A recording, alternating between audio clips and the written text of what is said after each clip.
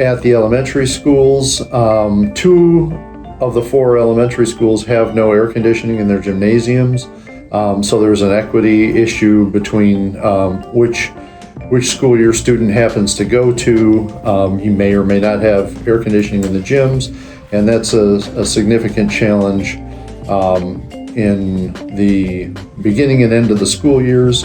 A lot of times it's almost too hot to have gym class. So we would look to include that in updates to a couple of the elementary schools, while the other two are fine right now. Currently, the high school has no air conditioning in any of the PE spaces. That's obviously the similar challenge to what those two elementary school students have.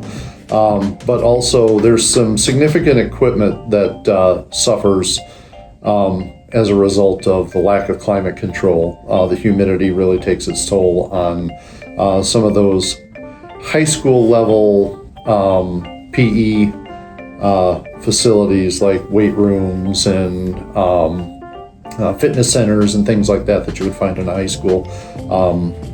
When they don't have the climate control, you get a lot of degradation of that equipment.